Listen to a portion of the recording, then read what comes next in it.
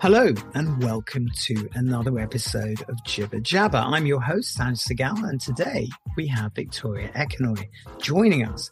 Not only a talented actress, but also an incredible singer. Hi, Victoria, and welcome to the show. Hi, Sanj. How are you? Thank you so much for having me. Well, for people who don't know you, or know who you are, which is next to impossible, you have a full list of credits, including notable television shows such as Coronation Street, where you portrayed the character of Angie Appleton, and The Royals, where, you know, you showcased your talent as Rachel. But you've also done some television work. Maybe you could talk a little bit about that. What sort of TV work have you done? Oh, gosh. I'd say I had a really great time doing Death in Paradise because I was a villain, and it's always fun to play the villain. That was, you know, and it was in Guadeloupe as well. So we can't really complain when it comes to the location. You had an amazing location. Oh, beautiful. Absolutely beautiful. It was actually in the the craziness of COVID. So we were all we were in lockdown. And so it was kind of, the rules were changing here and there. And so it was stressful in that way. Plus I had my son with me and my mom, which was really wonderful. I think it's so important that companies just get that, you know, parents have children and sometimes bringing them with you is the way that they'll get the job done. Yeah. But yeah, it was wonderful. I'd say, oh gosh, Almost Never, Doctors, The Worst Witch. I've done this year. I have 3 movies and a TV series out. Wow. So moving along. Yeah, moving up. But you were also on Celebrity X Factor as well. And I can't skip over that. That was an amazing clip that I saw on YouTube of you. But yes, okay, moving on. Well, you and I have something in common, and that's cancer. And I wanted to try and talk about that today for people who are going through it, people who have been through it. I thought on some level we could relate to those people and give them an insight into such a horrible disease. What do you think? Oh gosh, let's dive in. All right, let's go. Well, look, I'll start with me so that people know, because not many people know this. Actually, it's a big secret, but I sort of hid from it. But I was diagnosed with lymphoma in 2023 and underwent 6 grueling rounds of chemotherapy. Something I wanted to put behind me and move on. But then it became apparent that if I talked about it in the open, I could save a life or help someone to get through it. And that opportunity didn't really come along until I met you.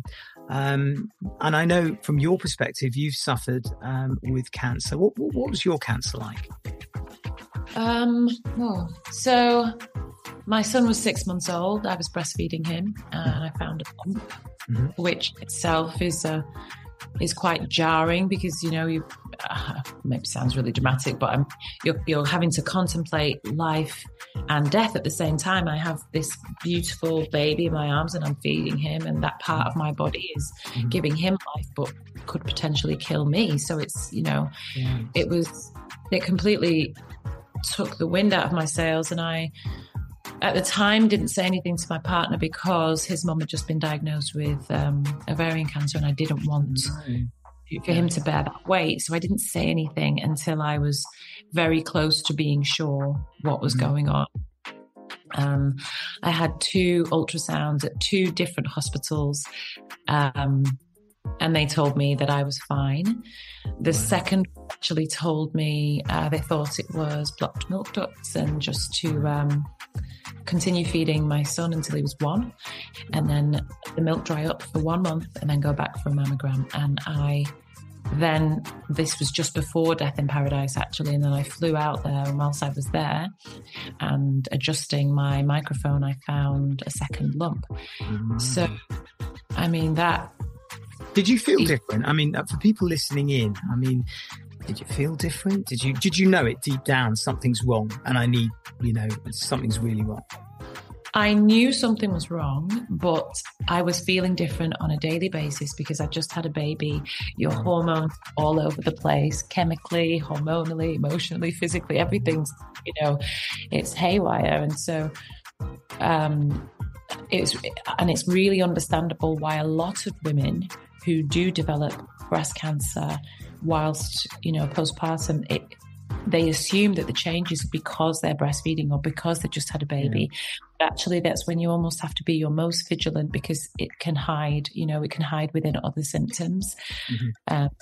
Personally, I found a lump and I was really lucky because I was able to breastfeed, and I produced so much milk that the milk would push the lump to the top, so I could see it. Yeah. Now breastfeeding saved me. Having Theo saved me. For other women, the symptoms may be different. So it's just. I get that. I had a lump on my neck, which was very. I know. I saw a picture that you put up. They put up on Loose Women, and I saw that. Mine was on my neck, and so I know it was there. I was a constant reminder it was there, and I tried to sort of hide from. Did you hide from cancer? Did you not want to tell it? I know you from your closest friends and that sort of thing. Did you hide? Is that quite a normal thing when you have breast cancer? When you're being investigated? When you're undergoing some sort of investigative work? Did you just hide away? I think in general, it's really common for people to just bury themselves away from telling people, from normal life. It really is. It's an assault on every single sense. And so I think it is really normal. I think the only reason why I didn't do that, or the two reasons why I didn't do that, is one, I'm a patron for Prevent Breast Cancer. And so I'm doing I'm fundraising and I'm giving speeches and I'm working with different organizations. I'm constantly telling people how much they have to advocate for themselves. And I'm saying, check your breasts once a month. Don't do it too frequently. You might miss it. All of the things that I was saying, that definitely made me feel like I have to practice what I preach. Yeah. And then the other thing is I'm the fifth person in my family to develop breast cancer, my mum being one of them. So I absolutely couldn't let it go. And, my partner would say I'm stubborn. And I would say, okay, I'll take it because it means I'm still here today to tell the story. Because, I had to get a third opinion before I got my diagnosis. And most people would take the first opinion, run for the hills, happy that there's nothing wrong. But had I done that, then I either may have caught it too late, or would have had to go in for chemotherapy. So I'm really grateful for that stubborn Ekanoye streak. I don't know about you, but when I was diagnosed, Google seemed, I was all over Google. I was trying to do as much research as I could, and it was just too much information. It was just worrying. I mean, I thought, my God, this is it. I better say my goodbyes. But, is it quite a normal thing, or is it a myth? Do we self-diagnose? Do we look at Google as the answer? I mean, what did you do when you found out? Were you all over Google? Dr. Google's our best friend, isn't it? We do look too much. I think it's a blessing and a curse. I think it can be a curse because it can make you spiral in a completely different direction to where you need to be, or to worry about things that aren't yet fact. It's just, oh gosh, this might happen. Oh gosh, that might happen. And what I have really noticed, not just with myself, but everybody that I've spoken to who has battled cancer, is your mindset is everything. The doctors do what they do, and then you focus on your mental health, and that is half the battle. Yeah. So Dr. Google can really be a curse in that instance. However, I think when you are feeling certain ways about your either diagnosis or being concerned that you're going to be diagnosed, you can see there's comfort in seeing that other people are feeling the same way. Yeah. And I think that, having a quick Google about something, I have felt this, is this normal? Other people will be like, I felt this too, went to the doctors, turns out it's this, thank God I caught it in time. So I think we kind of over self self-diagnose, I guess, to an extent. Yeah, absolutely. But I don't think there's anything wrong with educating yourself to a level and then letting the doctors take over. Yeah, absolutely. Talk to me about those charities. I mean, you're doing wonderful work. Should people, I mean, at what stage does a charity get involved? I mean, I had a Macmillan nurse straight away when I was first diagnosed, and it was quite reassuring to see that there was somebody there. How involved are you with the charities? You said you're giving speeches. I mean, at what stage do people contact the charities? The charities are there all the time for every stage, because whether it's you found a lump and you're waiting for a result, or you've had the result and you know that you're going to have surgery, whether you're a family member or a friend of someone who's going through it, because the ripple effect is so huge. It's horrible. Yeah, it's horrible. It affects every aspect of your life, whether that be your work life, your social life, your sex life, your relationships with friends, family, everything. And then your relationship with yourself, because all of a sudden you are facing your mortality, and potentially on the other side of it, after surgery, you're facing a different image of yourself in the mirror. Different version. Yeah. Absolutely. And so I think, the charities, the support groups, all of that, they are, for me, the real heroes. I'm a patron of Prevent Breast Cancer, who are all about, as it says in the title, prevention, protection. It's looking at your family history, looking at lifestyle changes that you can make, preventative surgery, preventative medication. If you have a high, if you have genetic testing and it turns out that you have a high percentage of developing breast cancer, people can choose to take medication to lower that percentage, and it really does work. I mean, I only had breast cancer in the left breast, but I had a double mastectomy, and I chose that. The right was preventative surgery, because I don't want to live with that huge cloud over my head for the rest of my life. I read about that with Angelina Jolie. She did the same as you. It was preventative, I think, because her mother had it, so yeah. She had an 80-something% chance, I think it was. That's right. So she had to take action. It's like not on my watch. And I admired that, and I followed her story, and that was so much, so long ago in comparison to myself. But I saw my mum go through it, and I just thought, this is something I have to take seriously. Yeah. So reaching out to, to people who have cancer, who've gone through it. Can you tell us a little bit about how family can support, what should they do? Should they sit in the background and not, because so many people take a step back. I don't want to hassle her. I don't want to ask her how she's feeling. I don't want to say, how can they be supportive? Was there something you loved when you can remember that you loved when family were around you? I mean, is it a taboo subject? No one should bring it up and step on glass next to you, or did you mind talking about it? Were you quite open with it? I was. I know that everybody's different, so it isn't one size fits all. Some people are very private, and it takes a lot for them to open up. Not just, people might be incredibly open, and then all of a sudden they get a cancer diagnosis and it shuts down. So it is really about trying to read the room, which is really, really difficult. But just saying, look, I'm here if you need me. I'm here if you want to talk. If you don't want to talk, we can go do something fun to take your minds off it. There are so many ways, I think, for me, in which my friends and family, my support network, were second to none. They were incredible. My partner, Johnny, literally, oh gosh, bless him. It was COVID as well, and we just had a baby, and he was traveling back and forth between the UK and France. And then obviously my own mum, who had been through it and also was a mother, and my sister and my best friends. And it was so much for them.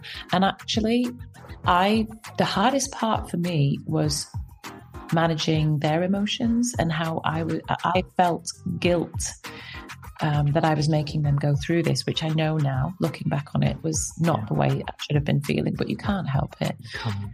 I've realized one of the things, I'm working on a breast cancer documentary at the moment, and one of the things I've realized that in certain cultures there's a lot of shame and taboo when it comes to talking about your diagnosis, talking about cancer and sickle cell too, which I'm also a patron of. And with both of those, the more we talk, the longer we live, passing down information, making sure everybody is fully equipped with as much knowledge as they can to be able to catch things early, because early detection is key when it comes to your prognosis.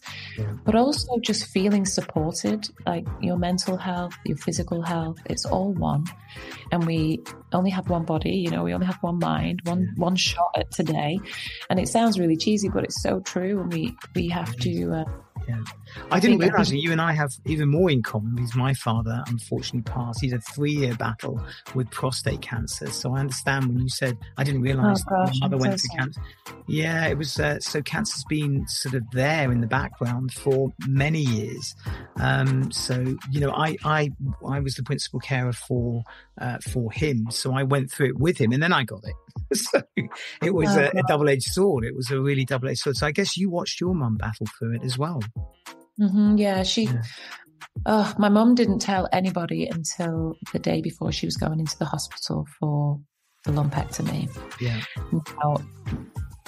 Now I understand why she did that. She was trying to protect everybody.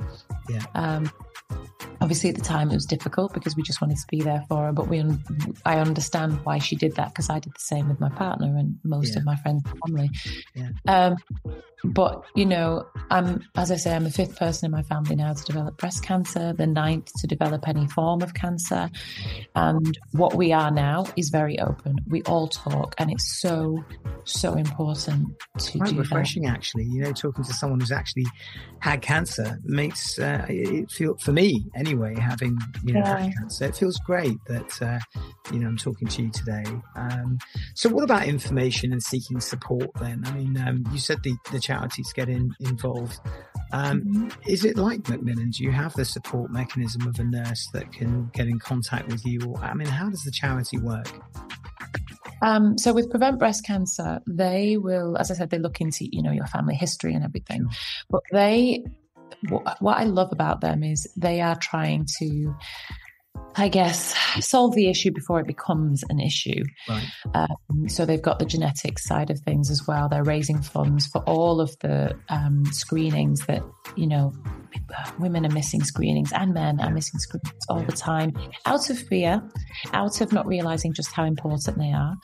But they're really, really kind of, they hone in on the fact that we have to, and I say this all the time, we have to take ownership of our own bodies. I mean, even after my diagnosis, I had friends contacting me saying, I'm so sorry, is there anything we can do? And I said, honestly, get out your calendar, put one date in the diary, keep it every single month and check your breasts.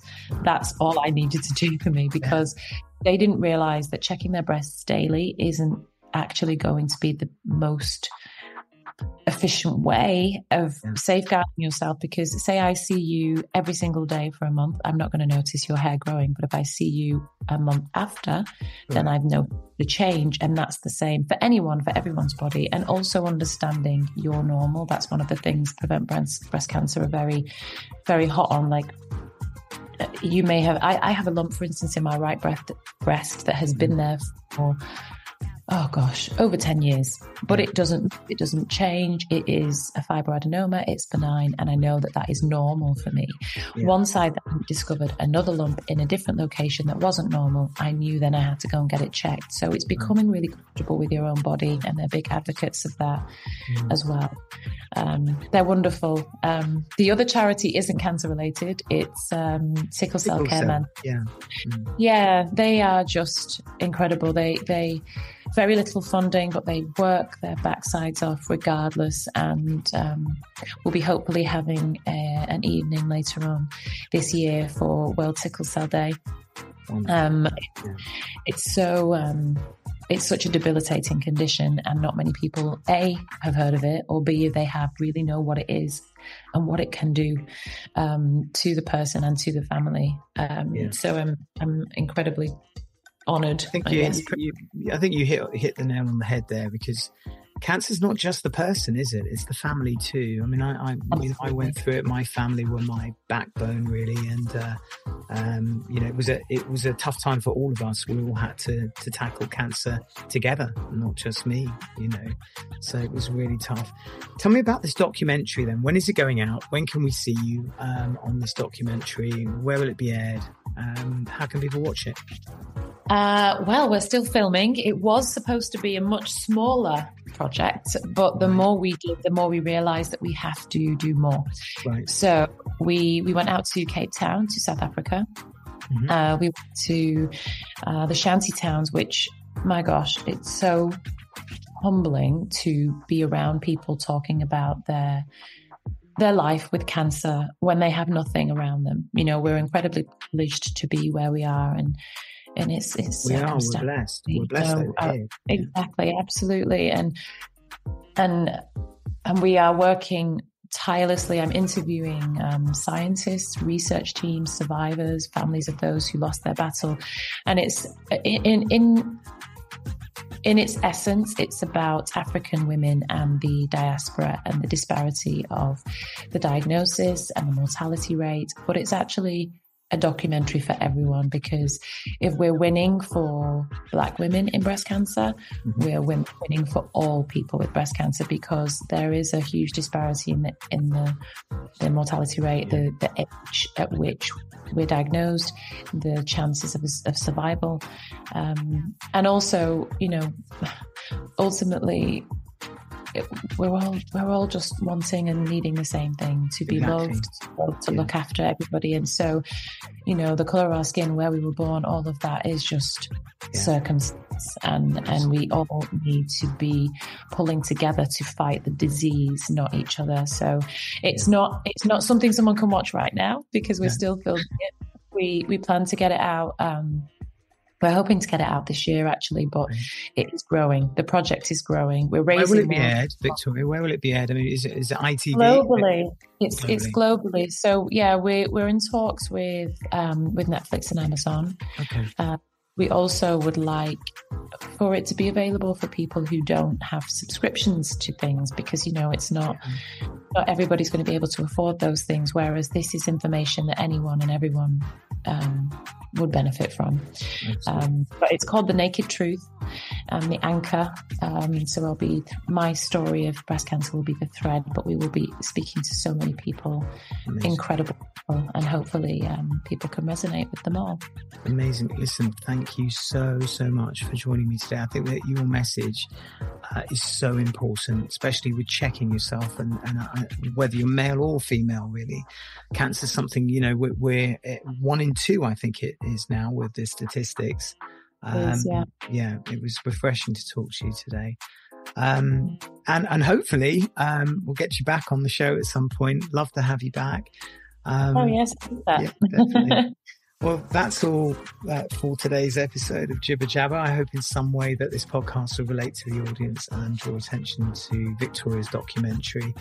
Please remember to like, share and comment. And thank you for joining us today. Until next time, bye for now. Bye-bye.